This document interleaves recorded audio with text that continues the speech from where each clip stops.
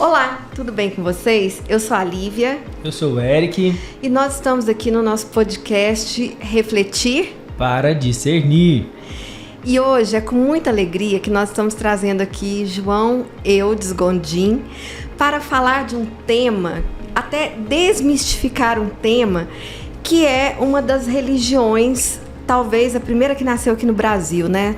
Tô jogando aqui a hipótese, que é a Umbanda. E que, de certa forma, tem sido tão mal compreendida por tantas pessoas.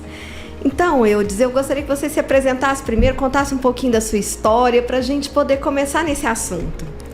Bem, meu nome é João Eudes Gondim, sou um jovem de 67 anos, tenho já quase 44 anos de Umbanda.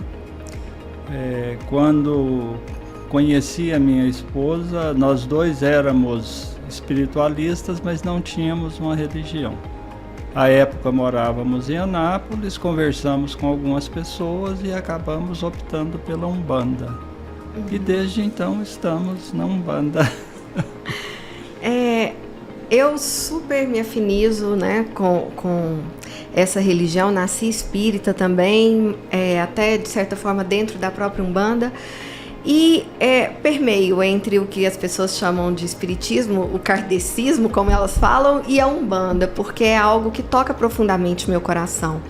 Então eu queria que você contasse para nós, começasse assim, contando um pouquinho da história da Umbanda, trazendo os preceitos da Umbanda, né? Quando eu fui convidar, vou falar um segredinho aqui, quando eu fui convidar o Eudes, eu falei assim, Eudes, eu gostaria que você falasse sobre as leis de Umbanda, e ele já começou me ensinando, eles não são leis de Umbanda, são os preceitos. Eu falei, ótimo, então eu quero aprender. Então eu te passo a palavra para você trazer isso para nós, Eudes. Na realidade, a manifestação das entidades da Umbanda sempre aconteceram, principalmente na África e tudo mais, porque a Umbanda se baseia num triângulo: preto velho, caboclo, criança. E do lado esquerdo, os Exus ou os guardiões. Em 1908, um jovem chamado Zélio, eu vou ter que colar aqui, Zélio Fernandino de Moraes, ele começou a passar mal e chegou um momento que ele, como dizia antigamente, ficou entrevado. E aí a mãe e o pai, obviamente, o pai dele era militar, e a mãe ficaram extremamente preocupados, foram em todos os médicos da época e foram até um padre e não resolveu o problema. Até que alguém pediu para que ele fosse visitar uma Dona Maria da vida lá que benzia. Aí essa Dona Maria falou para ele que ele estava sendo subjugado por espíritos, então ele precisava de procurar uma casa espírita. Aí os pais dele o levaram à Federação Espírita à época era de Niterói, né, que era a capital do Rio de Janeiro, e lá, em plena sessão, na Federação Espírita, no meio do processo, ele incorpora como caboclo das 7 encruzilhadas. Eu imagino. E aí a primeira coisa que ele disse foi, olha, tá faltando uma flor aqui nessa mesa. Já levantou e já foi no quintal, pegou uma flor e aquilo já foi uma revolução para a época, né? E a partir desse momento, o dirigente da sessão começou a argumentar com ele. O que você está fazendo aqui? Por que você está aqui? Não se pode manifestar aqui dessa forma. E concomitantemente a isso, os outros membros que estavam à mesa começaram também a incorporar com pretos velhos e caboclo. Ou seja, foi uma pequena revolução. E aí o dirigente falou, mas por que você está falando que é um caboclo, sendo que através da visão eu estou vendo que você está usando as vestimentas de um padre? E à época ele foi um padre malaguita, qualquer coisa lá na Europa. Ele falou, sim, eu fui um padre, mas agora eu estou como um caboclo. E estou aqui para anunciar uma nova religião. E é muito interessante o que ele disse, porque ele disse, eu venho trazer uma nova religião que a todos serão aceitos. Com aqueles que sabem mais, iremos aprender, aqueles que sabem menos, iremos ensinar. E essa religião se chamará Umbanda, ou seja, a manifestação do espírito para a prática da caridade. Essa última frase é espetacular, né? Para a prática da caridade. E aí foi um bate-boca danado, teve um diálogo entre eles, e ele falou assim, mas e como que você se chama, como que você se denomina nessa vestimenta de caboclo, né? Ele falou, olha, que seja esse o meu nome, Caboclos das Sete Encruzilhadas, porque para mim não haverá caminhos fechados. E aí ele falou, olha, e amanhã, às 8 horas, na casa do meu médico, teremos o primeiro trabalho de Umbanda. E sem rede social, sem nada, no dia seguinte, a casa dele estava fervilhando de pessoas e iniciou-se o primeiro trabalho de Umbanda com a denominação de Umbanda. E sem considerar que à época o Zélio tinha 17 anos. Nossa! É interessante, né? Porque se nós pegarmos as primeiras manifestações lá na França também, né, com Kardec, eram através de jovens, bem jovens, as irmãs Fox, que canalizaram, né, receberam os espíritos para poder trazer as perguntas do Livro dos Espíritos, por exemplo. Então, eu acho que quanto mais jovem, maior a abertura, talvez, e menos a rigidez, não é isso? E, na realidade, quando a pessoa vem com a missão, essa missão se inicia muito jovem. São poucas as pessoas em que uma missão religiosa se inicia depois dos 20, depois dos 30. Porque quando a pessoa é preparada e quando a pessoa vem com uma missão muito específica, vamos pegar o caso de Kardec. Uhum. Caso ele falhasse, já tinha outro ali na retaguarda, Sim. né? Então, a espiritualidade nesse aspecto é muito sábia. Perfeito. E eu gostaria que você falasse um pouquinho também, porque é algo que me encanta, sobre a presença dos orixás, né, diante desse movimento tão lindo. Na realidade, as diversas formas de Umbanda, na Umbanda que nós praticamos, nós não cultuamos os orixás. Agora, o culto ao orixá, cada orixá tem o seu sítio na natureza. E tem as 7 linhas da Umbanda, que nesse caso eu vou colar. Por favor. Cada linha da Umbanda está relacionada a um orixá. Então, e eu vou aproveitar e pegar aqui também o que Ramatiz diz a respeito dos orixás. As 7 linhas da Umbanda são linha de Oxalá, linha de Iemanjá, linha de Iori, linha de Xangô, linha de Ogum, linha de Oxóssi e linha de Orimá. Aqui nós estamos falando de 7 orixás, e a Umbanda é uma religião, vamos assim dizer, setenária, né? Tudo tem 7 no meio, inclusive várias entidades com o nome de 7. Sim. Então, nós trabalhamos algumas pessoas, e na nossa tenda realmente nós não cultuamos os orixás, mas, por exemplo, a gente sabe que, eu sei que o caboclo que eu recebo é um caboclo de Xangô, que está relacionado às pedreiras. Mas tem também os caboclos de Oxóssi, que estão relacionados às matas. Sim. Tem os caboclos de Iemanjá, que estão relacionados à praia ou às águas salgadas, às águas do mar. E por aí vai. Agora, você falou da Umbanda Sagrada. A Umbanda Sagrada é uma Umbanda que foi criada pelo Rubens Saraceni. Ele tem uma teologia própria, ele deve ter lá uns 20 livros explicando a Umbanda Sagrada. Eu conheço bem, mas não sou afeito à Umbanda Sagrada. Qual que é a diferença da Umbanda para a Umbanda Sagrada? Dentro dessa... Só na forma de cultuar. Tá? Na devoção. Na devoção, e por exemplo, a Umbanda Sagrada, ela é muito dada ao culto dos orixás, e aí eles já não cultuam 7, eles cultuam 14, porque cada orixá, eu não vou falar, não sei os nomes, eu não guardo nomes, mas por exemplo, tem a linha de Xangô e tem a orixá feminina relacionada a Xangô, tem a linha de Oxóssi e tem a orixá feminina relacionada com Oxóssi, e por aí vai. E uma outra diferença da Umbanda Sagrada com a Umbanda que nós praticamos é que a Umbanda Sagrada ela é muito dada a fazer oferendas. Uhum. Isso não quer dizer que façam corte. Uhum. E não quer dizer que não façam também. O corte vocês sabem o que é, Uhum. né? Que é o sacrifício de animais. De algum animal. Sim. Mas aí as oferendas normalmente giram em torno de flores, de frutas, de comidas específicas e por aí vai. A Umbanda que nós praticamos não pratica, não faz oferenda, não faz nada. Não faz disso. nenhuma oferenda. Não. Agora, é interessante, olha o que Ramatiz diz a respeito dos orixás. Isso que eu vou ler está no livro A Missão da Umbanda. Os orixás são essas forças sutis que podemos definir grosseiramente, por falta de correspondência no vocabulário terreno, como princípios espirituais ou energias não encarnantes e que não se manifestam mediunicamente. São agentes e veículos da magia universal existente nas 7 grandes faixas vibratórias do cosmos.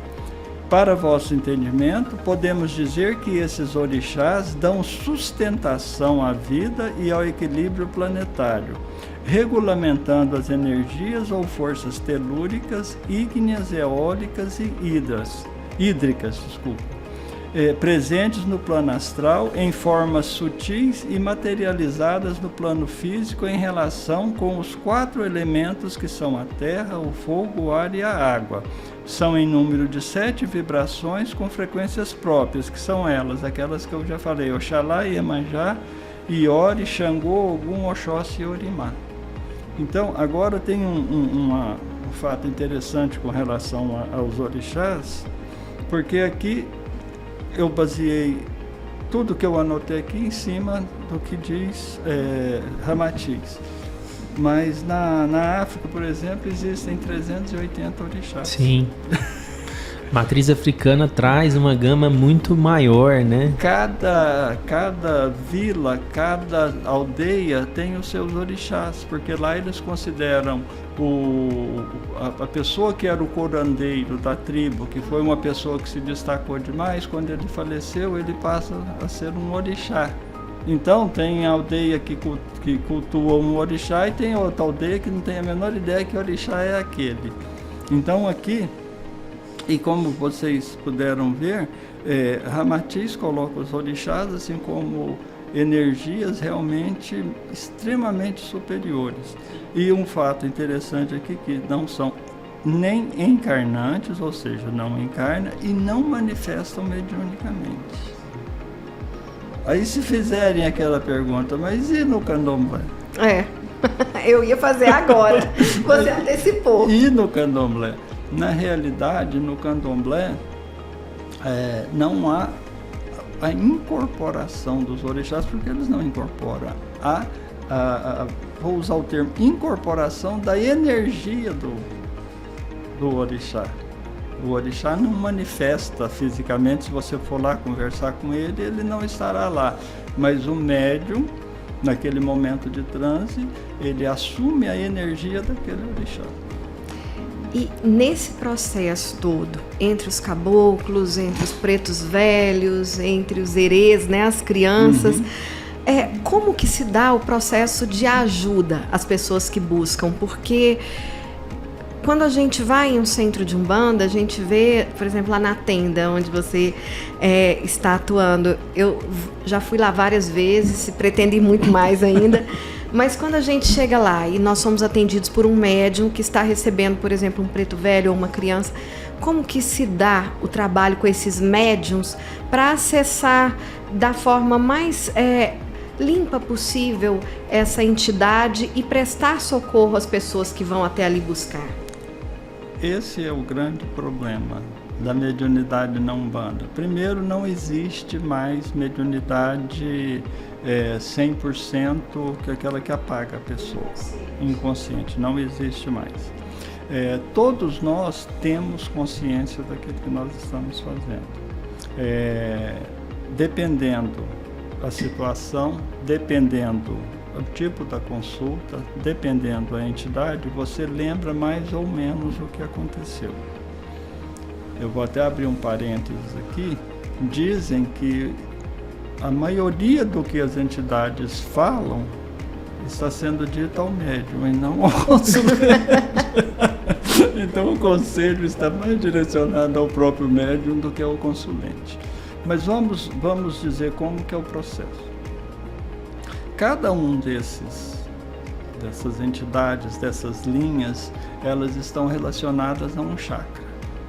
Por isso que o preto velho abaixa, porque está relacionado ao chakra básico, o caboclo é aquela potência, porque está relacionado ao chakra laríngeo e por aí vai. Não vamos entrar nisso aí não, porque tem muita teoria e pouco tempo. Então, o que acontece? No processo de desenvolvimento mediúnico, na nossa tenda, por exemplo, quando o médium começa a receber, ele passa lá alguns meses atendendo apenas aos médiuns da corrente. Ele passa um período sozinho com o guia, num monólogo íntimo ali, depois ele passa a atender só aos médiuns da corrente, e só depois o dirigente espiritual da casa fala: você já está apto ou apta a atender ao pessoal que vem de fora. O processo mediúnico ele é muito interessante, porque você está incorporado, o guia está do seu lado, você tem essa consciência. Mas só te interrompendo assim, explica um pouco sobre o que é incorporação. Porque muitas pessoas pensam justamente nessa possessão, né? Incorporou, o espírito entrou dentro de mim, tomou posse de mim. Não, na realidade o que acontece, vamos fazer uma pequena diferenciação aqui. No kardecismo, a maior parte das manifestações mediúnicas são psicofônicas, né? Na Umbanda, a gente inclusive é chamado de cavalo. Por que cavalo ou burro, né? Por que isso? Porque teoricamente o espírito toma conta de você. Por isso que a gente assume todos aqueles trejeitos, as situações em que a voz muda, a gente sente como se tivesse crescido ou diminuído quando você está trabalhando com a criança, só que não há a posse. O espírito está ali do seu lado. É uma irradiação. Não existe realmente essa questão de posse. Posse vem de possessão e possessão é problema. Os filmes trazem muito essa ideia errônea, né? A gente até estava falando agora há pouco sobre Ghost, por exemplo. No filme Ghost, a entidade entrava dentro do espírito, entrava no corpo, né? Então, acaba que as pessoas ficam com essa imagem, mas essa conexão de radiação e de conexão mente a mente. Exatamente. E aí, os guias da Umbanda fazem essa conexão junto aos chakras da pessoa. Como eu disse, cada guia de cada linha tem um chakra específico e tudo mais. Então, para que essa comunicação seja a mais perfeita possível, o médium precisa estar com os seus chakras vibrando no mesmo diapasão do que a entidade. Isso já é um pequeno problema, né? Porque a gente nunca chega lá com essa bola toda. Mas aquele processo que a gente fica ali, a Umbanda sendo extremamente ritualística, os cânticos e as orações e tudo mais, faz com que a gente entre naquele processo de ficar mais adequado, vamos assim dizer, para a manifestação. E no momento que isso é uma situação extremamente interessante, porque quando o consulente chega até o guia, seja um caboclo, um preto velho ou uma criança, o fato da entidade ou do médium incorporado pegar as mãos da pessoa, ele já sabe o que ele vai falar, porque aí realmente o espírito toma conta. Agora, esse processo é extremamente complicado, porque nós estamos lidando com 3 personalidades. O médium, o espírito comunicante, que não é nada mais, nada menos do que o Zé ou a Maria desencarnada, e a pessoa que está fazendo a consulta, o consulente. Então, é um momento muito complexo e que às vezes algumas pessoas não conseguem entender. Eu vim que eu queria escutar isso. Não, nenhum guia sério vai falar o que você quer escutar. Normalmente é o contrário, né? Vai falar o que você não quer escutar de jeito nenhum. Ele vai falar o que você precisa de escutar, né? Que faz toda a diferença. E às vezes a gente percebe que algumas pessoas saem muito chateadas. Mas eu vim aqui para isso e tudo mais. Isso aí é problema seu com a entidade, eu não tenho nada com isso. Então, o processo é mais ou menos esse, ficou claro? Ficou, assim, elucidou muito bem. Então, eu gostaria que você falasse um pouquinho para nós, já que a gente está encaminhando agora para os finais, sobre a diferença de Umbanda e Macumba. Porque hoje, com a geração TikTok e surgimento de zilhões de mães de santo, pais de santos que fazem amarração para amor, adoçar aqui, fazer aquilo ali, as pessoas têm se perdido dentro disso e acaba que quem não tem conexão nenhuma, né, acaba julgando de uma forma muito severa o processo da Umbanda. Primeiro, vamos dizer que macumba é um instrumento musical. Né? Eles Ótimo. pegaram esse nome aí, eu nem sei porquê, mas macumba é um instrumento de percussão. Agora, o que é a Umbanda? A Umbanda é a manifestação do espírito para a prática da caridade. Então, em hipótese nenhuma, uma pessoa, uma casa umbandista, irá fazer amarração com o amor, irá desamarrar, irá trazer o amor perdido, não irá arrumar emprego, não vai fazer nada, absolutamente nada disso. Qual que é o objetivo vamos assim dizer, da consulta num terreiro de Umbanda? É esclarecer e orientar a pessoa e também não falo, você vai fazer isso. Orientar, olha, você tem essas opções. Mostrar caminhos. Mostrar caminhos. E não apontar o caminho. E tem as entidades de Umbanda e todo espírito com um certo conhecimento irá respeitar o livre-arbítrio da pessoa. Em hipótese nenhuma, o espírito vai dizer, você faz isso ou não faça isso. Esses médiuns, que a gente, de uma forma pejorativa, chama médiuns de poste, né, esses que estão anunciando seus serviços por uma bagatela qualquer, essas pessoas estão contraindo dívidas severíssimas com essas entidades, porque as entidades que buscam e que atuam junto a essas pessoas são entidades de baixíssimo nível e estão ali em troca de um pagamento, assim como o médium ou a médium que está propondo fazer esse tipo de serviço. E essas coisas realmente podem acontecer. O seu amor pode voltar, você pode arrumar um emprego, mas aí as consequências são muito sérias. O outro fato que precisa de analisar é se você está pagando, você quer um retorno. Então, aquela pessoa irá utilizar de todos os meios lícitos e ilícitos para que isso venha a acontecer. E só que quando é um trabalho, vamos assim dizer, uma coisa séria, você não pode vender o que não é seu. Tá? Como é que você vai vender a certeza de que um amor irá voltar se você não tem essa capacidade? Então, a Umbanda não faz isso. A Umbanda não faz corte. Corte é o nome técnico para matança de animais. Nós não criticamos quem faz. Nós simplesmente sabemos que cada ação tem uma reação. E se tem uma entidade que pede a energia do sangue de um animal, aquela entidade ela é questionável no sentido do que quais os benefícios que ela irá fazer para você. Você estará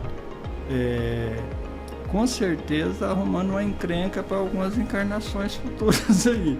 Então, a Umbanda é isso. É a manifestação do espírito para a prática da caridade. Umbanda pura, Umbanda verdadeira, não cobra nada de ninguém. Atende qualquer um que chegar lá, com uma exceção. Na nossa casa, por exemplo, nós não atendemos ninguém se chegar bêbado ou drogado. Porque uma pessoa que está bêbada ou drogada, ela está acompanhada de um grupo de espíritos que desestabilizaria a energia da casa. Então, isso é o único momento, é a única situação, e eu acho que lá na nossa casa aconteceu só uma vez. Ele falou, olha, infelizmente nós não podemos te atender. Volte na próxima, sem álcool, sem droga, que aí você será atendido. Mas, por outro lado, qualquer pessoa, por mais maltrapilha que possa estar, por mais bem vestida que possa estar, ela será atendida como qualquer uma outra. Eu super agradeço, acho que foi muito esclarecedor para todos quem estão nos assistindo, nos ouvindo aqui. E a gente mais pra frente vai chamar para continuar com esse dedinho de prosa, porque eu sei que tem muita coisa. O tema é vasto. Tem muita coisa. Tem muita. Nós não falamos das leis de Umbanda. Das leis. Mas um dia a gente pode voltar e tocar nesse assunto. Tá ótimo, te agradeço de coração. Foi um prazer. Te agradeço também, viu, irmão? Um prazer te conhecer e te escutar. Até a próxima, gente. Até a próxima.